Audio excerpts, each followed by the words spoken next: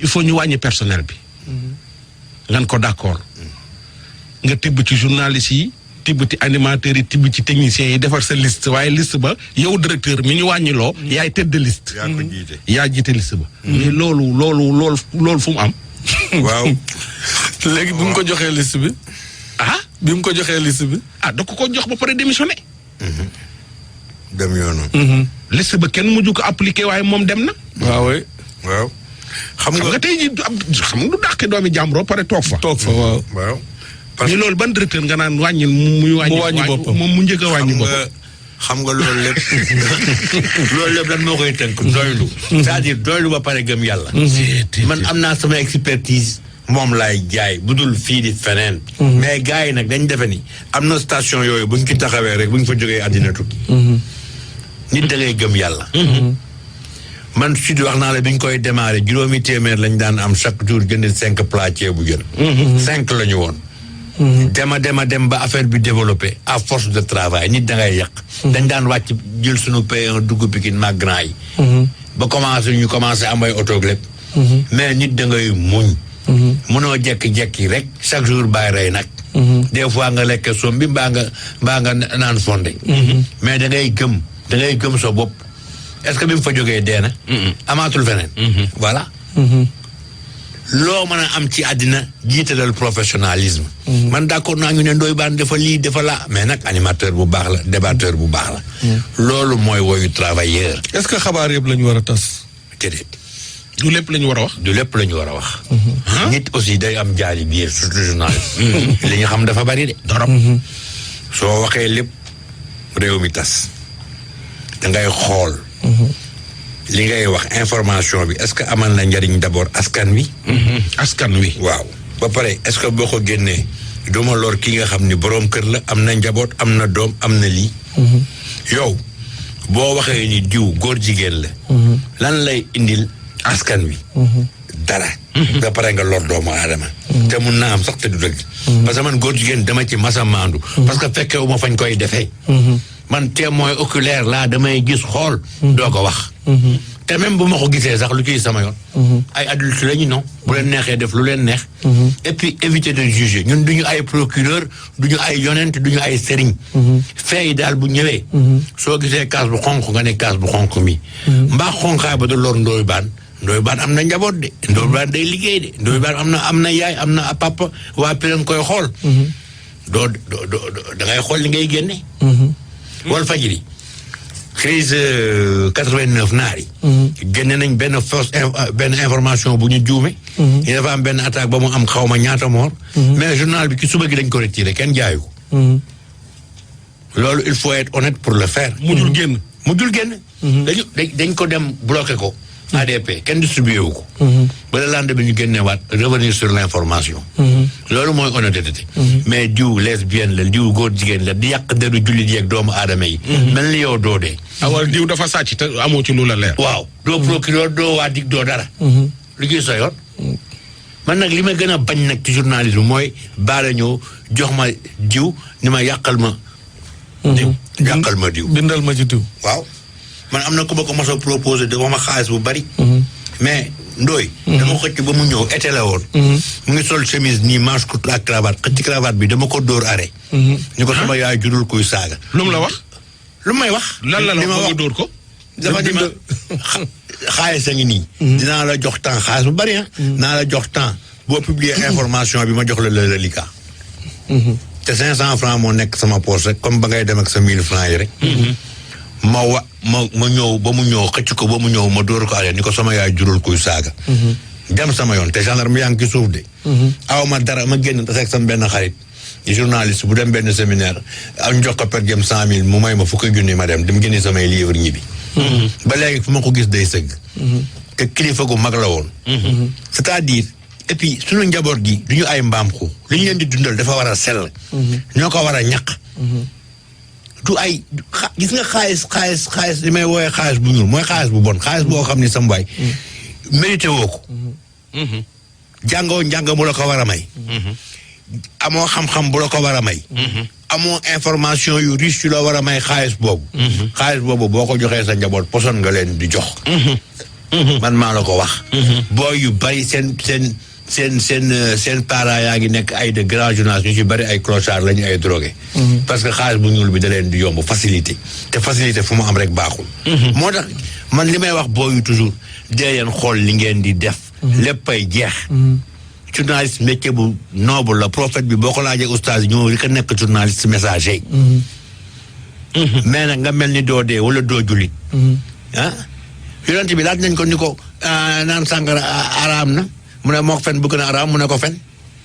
xëy ku deru nit ñi. ñëw raket ay doomu kilifa yaa def lii def nga lii boo ma joxul lii ma def ma génne lii. mais di wax lu leen neex di génne vidéo yooyu di def lu leen neex. mais est-ce que journaliste bu mag war naa toog ci rajo. ne diw li ma ko xamal su ma ko waxoon mu takki bagaasam génn dëkk bi. déedéet du lépp la ñuy xam wax. mais ki waxoon loolu ba baara du journaliste. ki waxoon loolu benn waay moom benn kuy wuyoo journaliste fii ci dëkk bi la rek nekk ci rajo yi rëy làmmañ bay bëgg a dee. waaw benn kilifa la recevoir ci antenne am naan ko yow sa dossier bi ma yor. waaw su ma ko génnee Sénégal gépp bala. nga ne fii di wax. ma toog fa ma toog yónnee ko message. ni ko nangam ak nangam ak nangam. tamit suñu ko waxee yow est-ce que di nga xaj ci dëkk bi. ci ma gis ci biir émission bi. mu génn foofu carrément may waa ji jàmm. parce que te da ngay maanaam da ngay toog di bàkku. ab jullit du bàkku. loo xamal nit ki rek. keneen na nga toog ci ruq xamal lu ko raw. te waxu ko. donc yàlla mooy def nit nekk kilifa maanaam nit nekk président wala nit nekk directeur u banque wala nit loolu yàlla yëfi suñu borom la. loolu la mais bul ko chantage. baara mi xam na ni leer na ko ni des fois ma yor man mi xibaar boo xam ni. wóor na ma ni lii su génnee. kilifa googu du baax. baara laaj guddi laay jóg. dem seeti kilifa ga. yëgal ko ni ko lii kat. su dakkul. lii ngay def nii su dakkul. su génnee du baax. santal ba mu dalee ci samay loxo. defal nii ak nii ak nii. keneen du ko yëg ku dul man ak moom ak yàlla baare mii may àndal sax. du ko yëg. defe naa loolu mooy li nga xam su ko defee kilifa ga loola mu nekkoon mu génn ca. bàyyi ko. parce que soo ko tegee ci rajo bi. ban njariñ la am. amalul njariñ nit ñi. xanaa weer ko rek. voilà mais su fekkee problème la boo xam ne comme problème bi ma doon régler léegi nii. loo xam ni askan wi la laal. waaw ay doomu askan wi ñoo ciy loru. loolu mën nañ koo teg ci rajo bi askan wi mën cee yeewu. mën a moytu attention fee am na lii moytu leen fa nangam attention am na benn entreprise buy def nangam ak nangam. di nax nit ñi nangam ak nangam. yooyu mën nañ ko wax mais affaire boo xam ne kilifa gu moo koy def. kilifa googu am na doom yoo xam ne ñoo la mag fuuf. lii su génnee lii yàqu dafay bari waxuma la kilifa génn mais ñi laale ci kilifa googu dañuy bari. mais nit ñi ci loolu la ñuy nu mu tëdd ci njëkkante. daay passé ma dajeeg benn journaliste. xaw ma ndax ci ñi jaar ci fenêtre ba la ñu xaw ma daal mais daal gis naa ni journaliste bu jigéen la. mun ma Ndoye Bane dama bëgg invité la interviewé la. waaw man daal soo d'accordé pour wax ma benn toj-toj daal ma nangu. man ko dama bëgg nga respecté ma. man du ma wax katu toj-toj. lii moo tax seen milieu bi yàqu. man li may wax du ay toj-toj. damay wax dëgg te yàlla tax saaga wu ma nit dépassé wu ma nit. mais yow nag ku waxee toj-toj soo ko bëggee nga dem seen kër. wut fa ku la waxal ay toj-toj. loolu journaliste dina ko wax. maa ngi ñëw interview la nga waxal ma toj-toj. waaw yëfu nit. ba ma ko waxee loolu mu xam ne wax naa ko dëgg quelque temps après mun ma waa d'accord dama bëgg a ñëw interviewer la nga waxal ma ci seen métier meeg yooyu noonu sa politique bi àppi rek yooyu man ko non merci beaucoup. man sama soxna si ma tàggool. mu jur samay ñaari bant. mais kilifa gu mag la ci réew mi laa la wax. doo dégg te sëy nañ ay presque plus de 10 ans. xam naa doo dégg kenn ku ma ni ma Momar Wade mus naa ñëw fii wax ci dara. nit da ngay am jaam sama vie privée. biñ ko nommé dama téléphoné rédaction yëpp ni ko wax ci man ma def si yow te xam nañ ma de. ak ma jàpp fa. nit da ngay am sutura sa biir néeg li fa xew sa biir néeg la war a yem. weeraata bi nañ ko baax. jiw góor jigéen la tëb vidéo bi nii yow naka ngay amee 20 ans xoolal xale bu jigéen boobu naka ngay amee 20 ans ñu lay jox antenne ngay wax ci télé yi. ba jógee fa naan da ngay defar ay soirée privée. te ci média yi la jaay média yee ko siiwal. ah koo gis fecckatu sabar boo gis mi ngi am émission. dañ ñuy fontoo. repris de justice warul wax antenne. boo nekkee journaliste ñu tëj la kaso waratoo wax back office ngay dem ca ginnaaw di bind dépêche. nga nekk animatrice dem tëdd ak nit ba mu siiw. waratoo wax waratoo génn télé parce que télé bi quand même day éduquer. sunu njaboot gi dañ koy seetaan. man moo gisoo am na série boo xam ne yàllaa ma ko bañ loo woon rek mooy dina ma neex. ma ne sama doom bu am 15 ans 16 ans bu xoolee ñi day defe ni ñii mooy àddina. ay ñaari xale yu jigéen jël seen appartement di nax góor ñi rek. loolu référence la. nañu xool côté moral bi ci suñu exercice de profession. man série boobu looloo taxoon ma bañ ko. ñaari xale yu jigéen yore seen appartement. dimbaraan. waaw tey am dara. waaw léegi sa adolescente ndooy sa doom bu am 15 ans wala 14 ans bu ko gisee defe ne lii mooy àddina. ni ma nii man su ma màggee nii laay mel. dëkk bi di gën a yàqu. te am na ñoo xam luñ gis ci télé bi gëm ko. waaw luñ dégg ci rajo bi gëm ko. waaw ni rajo bee ko wax wala télé bee ko wax. mais bu njëkkoon waaye comme ni nga ko bu njëkkoon. su la mairie ne joxe benn information ni la rajo bee ko wax rek dëgg la woon. mais jamono ji journal midi day jot ñu joxe xibaar. nit ñi di laam-laamee est-ce que dëgg laam du dëgg. waaw suñu demee ba egg foofu nag. crédibilité moo amatul.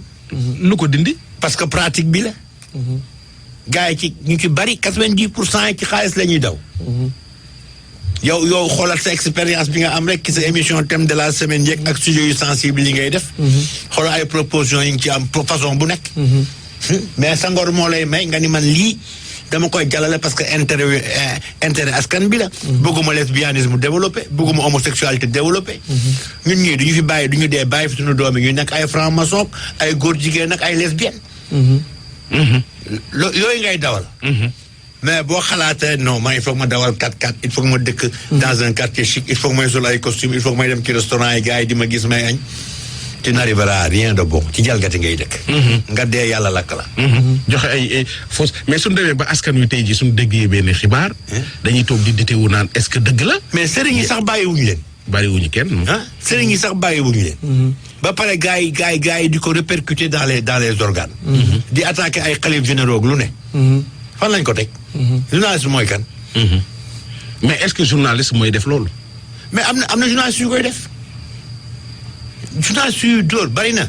dóor waaw comme li ngay wax dóor rek. waaw mais est-ce que du ñi leen rax est-ce que ñi leen rax du ñi leen rax ñooy def liggéey boobu noonu des tilimal ñi nga xam ne c'est des vrais journalistes. gis nga kaay ma wax la gis nga journaliste bu diplômé école formation. waaw lu mu bon am na lu koy des fond ba. am na luy des. waaw du déraper ba jeex. et puis métier bi tamit exercice bi. parfois fit la. ñëpp mun na ñëw tëdd yow nga ñëw taxaw. exemple laa la jox 31 décembre. Babacar Fall dëkk Osep. parce que Pikinois la xam naa ko. waaw Babacar Fall waaw. mu ne président waxal ci drogue bi. waxal lii waxal la te kenn ñemewu ko woon posé moom rek ko posé. même bu président bi énervé yoonam nekku ci. liggéeyam lay def. ak li ko conscience am dicté. duñ ko mën a. te dafa nekkoon en l'aise ci kii bi. waaw ba fa nekkoon di ko ragal ginnaawam ni ñëpp lay mel. ce jour-là il a fait la fierté de la profession. mais nga nekk fii rek yow lan mooy Ndoye Bane dawal 4x4. Range Rover lan mooy dëkk Almadi ñun amuñu ay néeg amuñu ay chambre à coucher. añu ñu ndekk ñu reeruñu. man même bu may dugg sama Njaga Njaay wala sama taxi maa ngi dem sama yoon. ku egg nga egg. waaw lan mooy loolu. te dund bi doo fi passé 90 ans. Almaxtu ma ko wax de. nee na doo fi passé 90 ans. te am na loo xam ni boo deewee dañ lay lakk abadan te buñ lay lakk c'est pour l'éternité. da ngay dawal. éthique ak déontologie religion yëpp a ko bëgg. église bi da koo bëgg ñëpp a ko bëgg. gis nga pédophilie yàgg na am dans l'église gis nga bi mu demee ba jéggi dayoo journalistes yi tubaab bi dañu commencé def seen i enquête. ñuy jàpp cardinaux yi di leen tëj di leen wàcce. loolu mooy njariñu askan. gis nga journalisme il faut ngay jiital njariñu askan. man biir campagne présidentielle benn candidat très bien placé proposé na ma xaalis bu bari ma ne ko jëluma ko bis boo nekkee président du ma la mën a wax dara. man jox nañ ma samay frais maa ngi nii dem. fi ngay wote ji ma dem toog foofu. loolu la mais booy léegi dañuy amatul retenu. mais lu tax tamit yéen lu ci ëpp ci politique bi rek ngeen ëpp lu ngeen di bind. ah parce que wala dafa gën a jaay. non gën naa jaay. ba pare politique bi moo ñuy gérer yow tamit nag. boo nee du ma def politique da lay def. xamoo loolu xanaa. non mais parce que da ngay xëy boo xëyee presse bi yëpp presque homme politique yi rek la ñuy bind. waaw parce que xam nga aussi. formation bi ba léegi dafa des. dañu am maanaam li may wax. presse compte rendu. parce que tamit loolu ci dóor bi. xaw man mus naa gis benn waay dafa am kum bindal article. na ko mais après da nga may jox nangam. ma jox ko diw ci revue de presse bi ak diw. waaw. loolu moom man maa waaw fekk mais journaliste boobu nekkatul sax Sénégal léegi. waaw revue de presse bi dañ ko dénaturé. nan ngay defee revue de presse. waaw boo paree 8h30 9h ngay wër bureau yi ñu lay jox xaalis nga defal revue de presse. kii moom da ko ne damay jox diw. est-ce que askan wi xamee nañ ko noonu. waaw mais ñun xam nañ ko. mais lu tax les directeurs d'organes là di leen bàyyi ci loolu. est-ce que ñoom xam nañ ko directeurs yi xam nañ ko. bañ a xam directeurs yi dara dalee noonu. nga def revue de presse ba pare. 9h ngay wër ci bureau yi di gars yi di la jox xaalis di nga defal revue de presse. dégg nga ni ma ko waxee. loolu yéeme na de. waaw fan la am. ba pare ñu lay cautionner di la ci bàyyi. pour faire de l'audience rek. évidemment. man moom dama gis waa ji ne ko da ngay jox diw ndàngam ndax diw dafa bëgg xaalis. waaw.